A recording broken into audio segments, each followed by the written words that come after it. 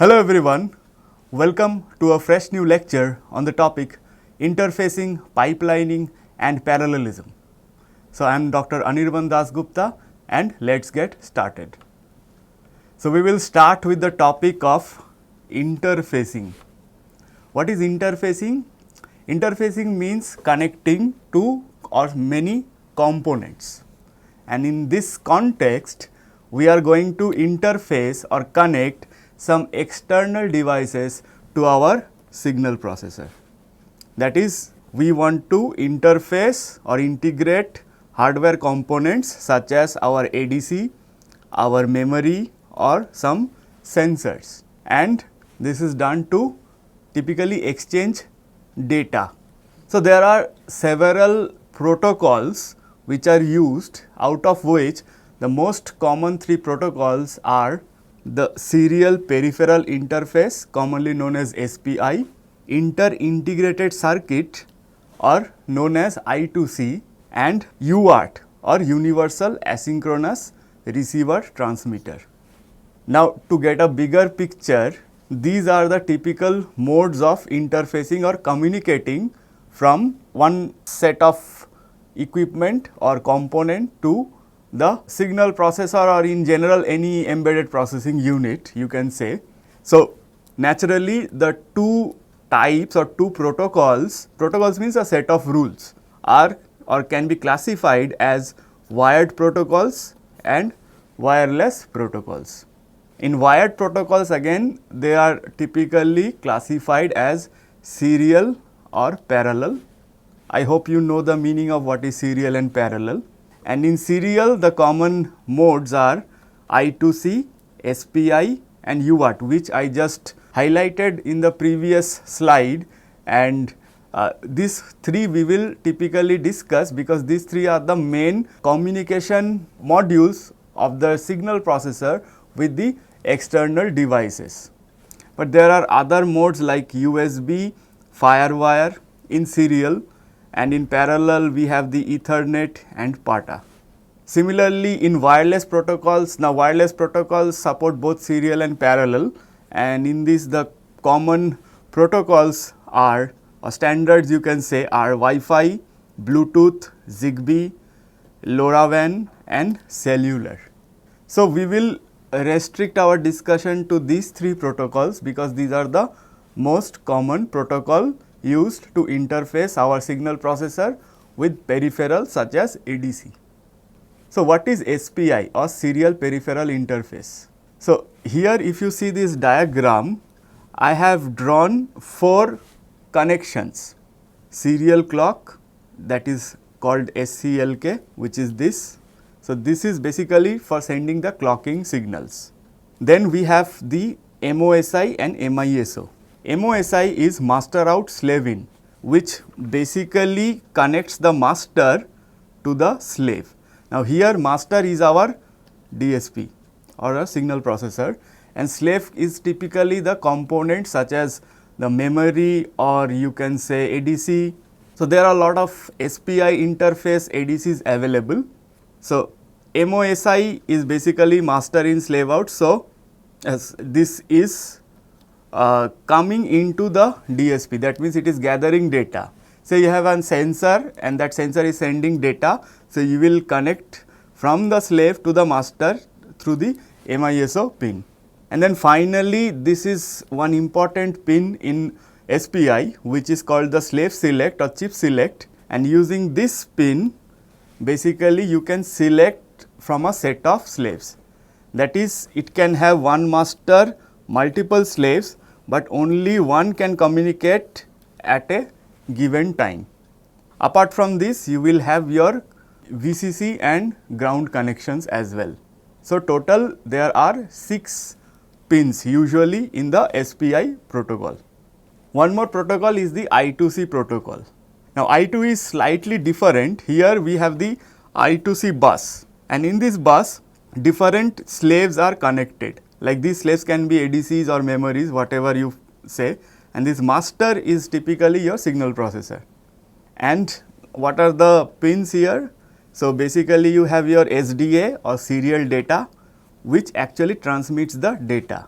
Then we have the serial clock, which is used for synchronization. We have the ground and we have the VDD, and this is basically done using external pull-up resistors. Now, I2C is slightly better in connecting multiple devices because there is a common bus and you connect the multiple devices in the I2C bus, and then each I2C slave will have an unique address, and by the address the master can get a specific data from a specific slave. Like there are several ADCs for example, and each are connected via I2C bus and each will have a unique address. So, which ADC you want to capture data, you give that specific address in the code. But SPI is better if you are transferring large data because it operates at higher speeds compared to I2C. And the third is universal asynchronous receiver transmitter. So, the first concept here is asynchronous, which means there is no clock signal involved in this communication compared to our I2C and SPI. And then we have the TX and RX pins, and there is a cross connection. Like in SPI or I2C, what we did, we connected the same labeled pin with each other, but here if you connect, so many make this mistake while making the hardware. So, some connect the TX to TX and RX to RX and they do not get any signal. So, this you have to keep in mind in UART that TX needs to be connected to RX and vice versa. And of course, there will be a ground. So, these are the 4 pins: TX, RX, VCC, ground. TX, RX have cross connection, VCC you connect to the common source, that may be 3.3 or 5 depending on the communication protocol, or you can say the hardware, and then there is a ground. So, one very good thing which you can see is you must be having a pen drive or any USB device which you have. If you see carefully, there will be 4 pins, and these 4 pins are basically related to this, and that is why using USB cable you can do charging where this VCC and ground are involved, as well as data transfer where this TX and RX is involved. And then there is a concept called baud rate. So, this baud rate has to be same for both the source and the receiver. If they are different, then something else will be transmitted. So, for proper data transmission, both should be communicated at or configured at same baud rate. Now, this transmission can be simplex, half duplex or full duplex. What does it mean? Simplex means only one way communication. Say only the master is sending data and slave is receiving. Although here the master slave configuration is not used, but you can say one device, UART 1 is sending and 2 is receiving only. So, that is simplex communication. Half duplex means two-way communication is possible, but not at the same time, and full duplex means both way communication is possible even simultaneously.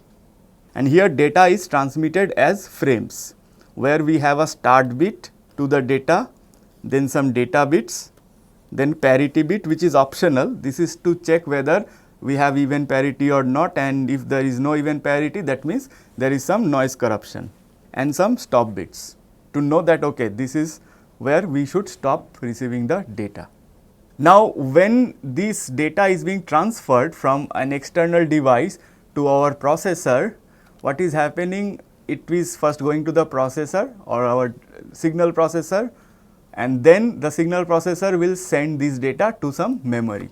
Now, if too much data is coming, the processor is busy capturing the gates, data and sending it to the memory, and in the meantime the processor is not able to devote to other tasks.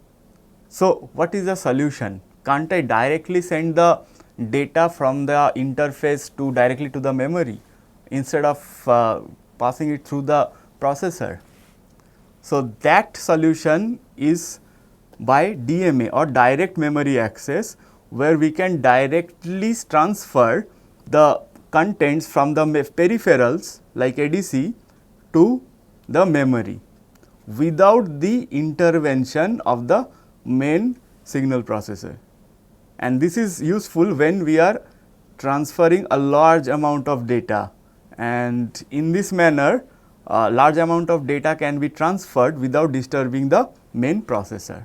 So, then who will control it? It is like an unruly mob. So, there is something called a DMA controller, and what this DMA controller will do? This will assist the data transfer and it will reduce the workload of the main processor. So, how is it initiated?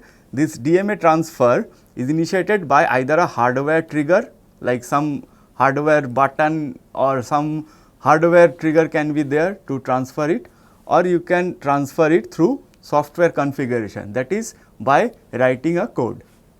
And now once this transfer is initiated, so the DMA controller will directly read the data from the source, that is the external device, and once the transfer is complete, the DMA controller will notify the signal processor, sometimes or often using an interrupt. So, interrupt means the DMA controller sends an interrupt to the main processor, and the processor knows that the direct memory transfer is completed. So, now we have understood the process of transferring data, about the interfacing protocols and how we can directly transfer the data. Now, we will go back something towards the processing part, and a good example of intelligent processing is pipelining. Now, you might have heard this word pipelining, but what is pipelining? Is it sequential? Is it parallel? Well, I would say it is a blend of both worlds. And what is pipelining? So, pipelining is basically overlapping the execution of multiple instruction. What does it mean? Say I have to complete a processing. So, what will I do? I will divide this process into 5 stages. First is fetch, next is decode, then execute, then select the memory and write back to the memory. Now, why I will do this? Because these are independent stages. So, say there are several instructions, say A is an instruction, B is an instruction and C is an instruction. So, in the first clock cycle, what will I do? I will fetch the instruction A, and that is fine. So, in the second clock cycle, A should get decoded, that is also true, and the third clock cycle, A should get executed. In the fourth clock cycle, A should select a memory, and then finally the result is written back in the fifth clock cycle. So, after 5 clock cycle, the execution of A should be completed, and you can see that you cannot do these things completely in parallel for instruction A, because once you fetch it, then only you can decode. Once you decode, then only you can execute. So, this is a sequential operation, but these operations as such are independent provided the previous stage is done. So, in the second clock cycle, while I am decoding my instruction A, I can fetch instruction B parallelly, because fetch and decode for different instructions are independent. And similarly, while A is being executed, B can be decoded and C can be fetched, and in this manner I am utilizing the resources efficiently. So, this is basically the concept of pipelining. So, these are the stages which I said. This is a standard RISC architecture pipeline. RISC means reduced instruction set computing, but it is not mandatory that you have to use these 5 stages, but this is a good example, and this RISC pipeline is often taken as an example to explain the concept of pipelining. So, in this, what are the stages? Let me just quickly tell. So, instruction fetch is, so this is the first thing. So, when I want to do a processing, so I want to fetch the instruction from the program memory. So, the instruction is the basically the code which is written in the program memory, and then when the processor will need to execute it, it has to first fetch the instruction. Next stage is it has to decode, because when it is fetching, it is getting a sequence of zeros and ones. But what is the meaning of that? So, the processor needs to understand whether that means multiplication or convolution, what is it. So, the next stage is decoding that instruction. That means from that sequence of zeros and ones, I should know whether it is multiplication or adding or loading or storing, what is to be done. And once that instruction is decoded, now I know what to do. Next step is execution, that is performing that operation. Now once that operation is performed, next is I need to write that result, and for that where to write? So first I have to select the memory, and once I select the memory, final stage of the pipeline is to write back the result. So if we go to the mathematics of this pipelined architecture, so if I break the whole operation into s number of stages, and say if I have I instructions and each instruction say take c clock cycles, and this assumption is that each will take exactly the same number of clock cycles each stage for one instruction. Then just summarizing, s is the number of stages, c is the number of clock cycle each stage takes to process an instruction, and I is the total number of instructions which you need to execute. So if you have a non-pipelined architecture, what will happen? So one instruction should take s number of stages are there, and each stage takes c clock cycles. So s into c clock cycles will be required in a non-pipelined architecture for a single instruction. But if I instructions are there, so it will be multiplied by I. So total clock cycles will be s into c into I. Now the assumptions which pipelined architecture takes is that each process is broken into s stages, and each stage takes exactly c clock cycles, and the stages are fully pipelined. That means multiple instructions can be processed simultaneously, one at each stage, and this pipeline is fed continuously with new instructions. That means there is no lag or delay. So once one instruction is gone, the next is sent to the pipeline, and then the processor will start to produce results after the pipeline has been filled, that is after s number of stages.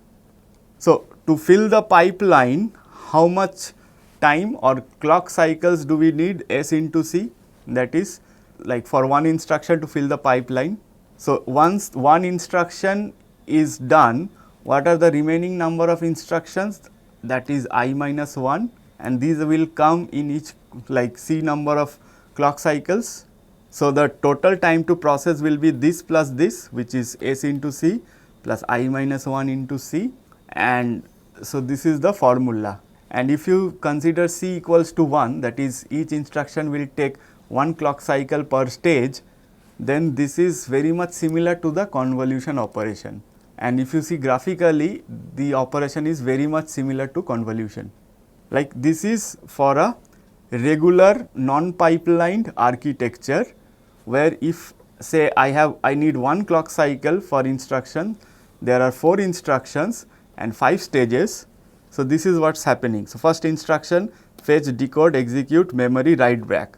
Once this first is finished, then only I can start the second one, and then the third, and then the fourth. So total will be 5 into 4, which is 20 clock cycles.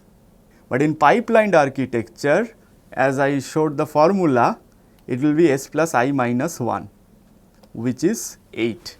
And this is the graphical or the visualized version of this pipelined architecture. Like when my first instruction is decoded, second instruction is being fetched, and so on. So once this first instruction is done, already my second instruction has completed 4 stages, and my third instruction has completed 3 stages, and so on. So now coming to something which is called fully parallelism. And what is parallelism? Now parallelism means you can perform multiple things simultaneously. So there are several types of parallelism. One is instruction level parallelism, and one is data level parallelism. So in instruction level parallelism, what is happening is that, so you can execute multiple instructions simultaneously. Like the processor is not treating a single instruction at a time, but it is treating multiple instructions which are independent of each other, and that is very important. If they are dependent, then you cannot process parallelly, right? So Like for example, if one operation is A plus B and then E is C plus D. So, you cannot do this in parallel because C is depending on the first operation. So, this cannot be parallel. But if the operations are and then another is A plus B and this is say D plus E. Now, these are independent of each other. So, you can perform these operations in parallel, and this is instruction level parallelism. Data level parallelism means basically you are doing the same operations, but on different data. Let us see an example. So, an example of instruction level parallelism is very long instruction word. It is like, say for example, if genie comes to you and says that I will grant you 3 wishes and you have 5 wishes. So, if you are exhausted with 3, you have the option to select only top 3 wishes, or say you can do one thing, that you can select the top 2 wishes and the remaining 3 wishes you combine as a single wish, and that is basically your very long instruction word. So, like these are executed in parallel, and this big word or big instruction word is treated as a single instruction, although this big instruction word actually contains lot of small instructions. Now, there are a lot of things which needs to be considered, like how many operations can be executed simultaneously depends on the number of functional units available, that is the first thing, and how many operations can be packed into one single instruction word. Like you cannot just pack all your wishes into single wish. So, that has to be logical. The second example of parallelism is the single instruction multiple data or SIMD, and this is data level parallelism. So, here what is happening is that, like these days our GPUs are working, so GPUs are doing the same operation, that is a convolution, but on different data. So, here data is usually packed into wide registers like 128 bit, 256 bit registers, and this allows multiple data elements to be processed in parallel within the same instruction cycle. So, this SIMD processor can add multiple pairs of numbers in parallel with a single add instruction. So, this instruction is simple, but the data are huge. And this is an example. Like if you have to do this problem, that there is 2 vectors 1, 2, 3, 4 and 5, 6, 7, 8, and you need to add these 2 vectors. So, what will you do? You will first add 1 plus 5, that is 6, 2 plus 6, that is 8, 3 plus 7, that is 10, 4 plus 8, that is 12. But if I take 4 people and the first guy I ask him to add this, second guy adds this, third guy adds this, fourth guy adds this, and when I say add, I get the result together in 1 clock cycle. But if one person is doing, he needs to do it in 4 clock cycles. So, that is SIMD. So, thank you so much. We will meet again in another lecture.